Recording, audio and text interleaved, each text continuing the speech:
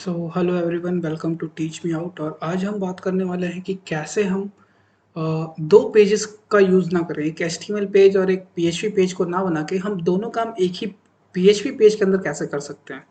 तो बेसिकली आज हम जो बात करने वाले हैं वो इफ सेट एक मेथड है, उसकी बात करने वाले हैं। तो चलते हैं, शुरू करते हैं आज का सेशन। तो सबसे पहले हम अपना विजुअल स्टूडियो कोड ओपन कर लेते हैं और इन सेशंस को क्लोज कर देते हैं और एक नई फाइल क्रिएट कर लेते हैं। इनको सेव करते हैं। कहाँ सेव करना है? सी ड्राइव में, जैम्प के अंदर, htdocs के अंदर, php नाम का जो फोल्डर है उसके अंदर अपनी फाइल को सेव करना है। तो यहाँ पे हम ले लेते हैं सेशन 22.php। सो यहाँ पे हम करने क्या वाले हैं, हम यहाँ पे एक फॉर्म बनाने वाले हैं। तो सिंपली मैंने सबसे पहले मैं सिंपल से HTML कोड लिख लेता हूँ। मैं HTML यहाँ लिख लेता हूँ मैं head/head और यहाँ पे मैं डिफाइन कर देता हूँ टाइटल और यहाँ पे स्लैश लिख देते हैं टाइटल। ले लेते हैं PHP and HTML single page. On single page है, सिंगल पेज के ऊपर कर रहे हैं इसलिए हमने ऐसा कुछ टाइटल ले लिया, ठीक है। और यहाँ पे हम ले लेते हैं बॉडी। तो यहाँ पे मैंने बॉडी ले लिया और यहाँ पे इस बॉडी को क्लोज कर दिया और नीचे हमने HTML को क्लोज कर दिया।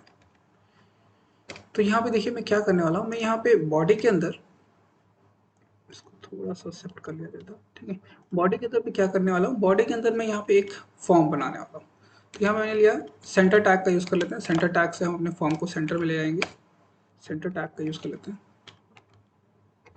Centre of slash centre. और यहाँ पे हम एक छोटा सा फॉर्म बना लेते हैं, h1/h1 ले लेते हैं। HTML and PHP on same page, ठीक है। कुछ ऐसा एग्जांपल ले लिया हमने, हेडिंग ले लिया और यहाँ पे मैं एक फॉर्म बना रहा हूँ। Form action is equals to session 21। मैं इसी पेज पे सबमिट करने वाला हूँ डेटा और इसी पेज पे जो भी फॉर्म के अंदर डेटा होगा उसको मैं प्रिंट कराऊंगा। 22.php मैंने 22.php नाम से पेज भी बनाया और 22.php पे एक्शन भी ले रखा है। और method is equals to post और फॉर्म को क्लोज कर देते हैं, स्लैश फॉर्म।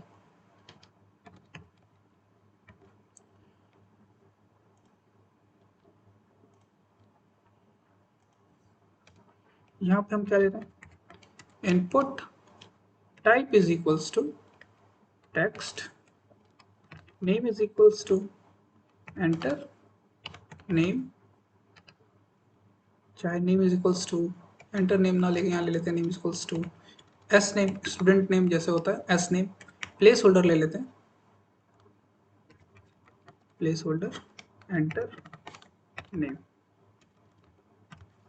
और यहाँ पे हमने किया BR और input type submit. Input type is equals to submit, ठीक है। तो चलते हैं इसको रन कराते हैं, फिर आपको समझाते हैं मैं करने क्या वाला। तो यहाँ पे मैं जैम सर्वर को स्टार्ट कर लेते हैं।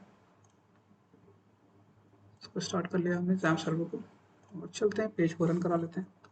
गूगल खोल लेते हैं और यहाँ पे चलते हैं localhost/php और सेशन 22.php, ठीक है। तो देखिए एक मैंने पेज बनाया है, उसमें सिंपल सा एक एंटर योर नेम मैंने किया और सबमिट करूँ। तो सबमिट करने पे देखिए क्या हो रहा है, जब मैं सबमिट कर रहा हूँ तो यही वाला पेज वापस से कॉल हो रहा है, बिकॉज मैंने एक्शन क्या ले रखा है, सेशन 22.php, इसी पेज का एक्शन ले रखा है। तो मैं क्या करने वाला हूँ, ये जो नेम मैं फिल कर रहा हूँ, ये जो नेम मैं फिल कर रहा हूँ, मैं जस्ट यहीं पे नीचे यहीं पे प्रिंट कराने वाला हूँ, ठीक है। कोशिश करूंगा कि मैं यहीं पे इसके नीचे प्रिंट करा दूं, इसी के नीचे यहाँ पे प्रिंट करके आए your name is Anuj Kumar Singh, ठीक है। तो यहाँ पे देखिए मैं क्या करूंगा, डॉलर कह रहा हूँ, यहाँ पे मैं PHP का ओपनिंग एंड क्लोजिंग ब्रेसेस लगा लेता हूँ, PHP। और यहाँ पे मैंने,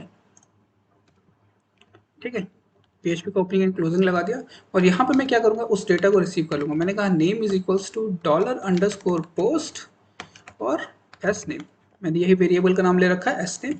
देखिए यहाँ पे जो मैंने ले रखा है एस नेम ले रखा है, तो मैंने क्या किया $_post, जब सबमिट बटन दबेगा, जब पोस्ट मेथड कॉल होगा, इस वाले पेज पे जब डेटा सबमिट होगा तो हमारे नेम के अंदर जो वैल्यू हमने डाली होगी वो आ जाएगी और उसी वैल्यू को मैंने यहाँ पे क्या कर रखा है, एस नेम को पोस्ट मेथड से रिसीव करके मैंने $नेम में सेव करा लिया है और मैं यहाँ पे इसको प्रिंट करके अभी दिखा देता हूँ आपको, प्रिंट $नेम।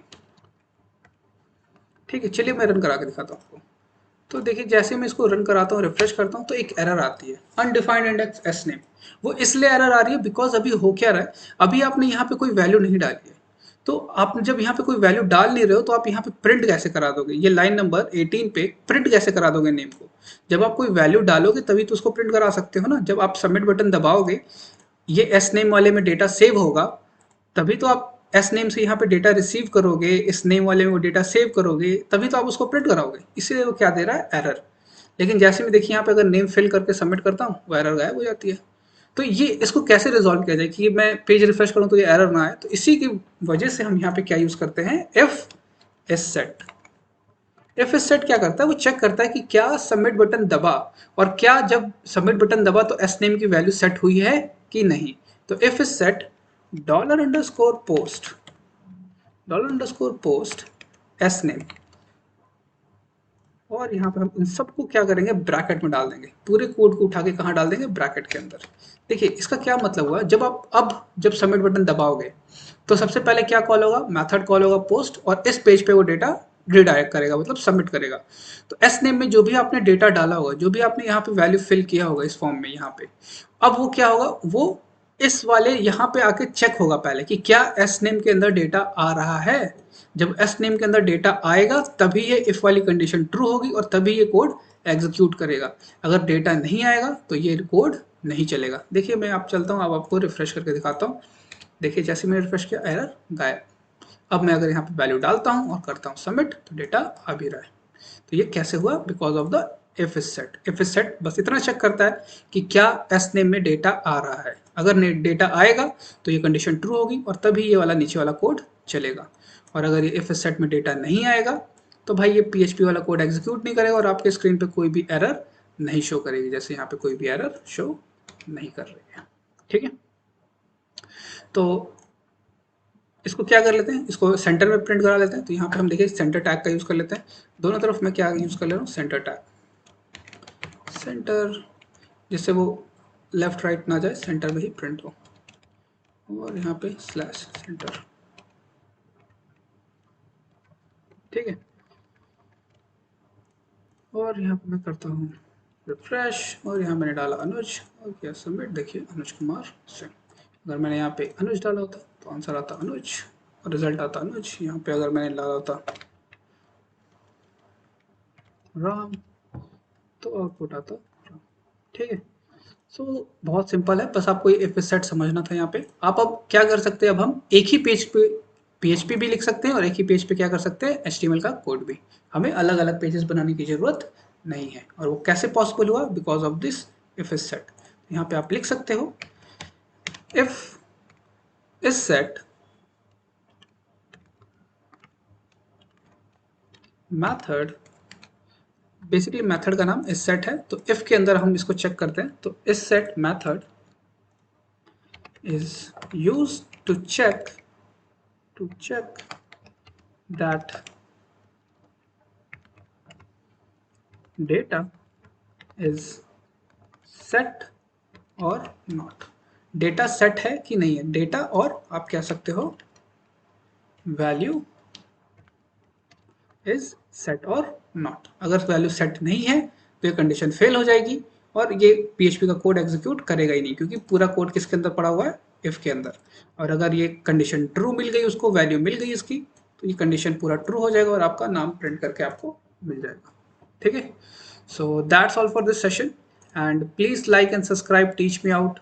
और अगर आपको कोई भी डाउट है तो आप डायरेक्टली कमेंट सेक्शन में पूछ सकते हैं। So thanks for your support and please support this channel.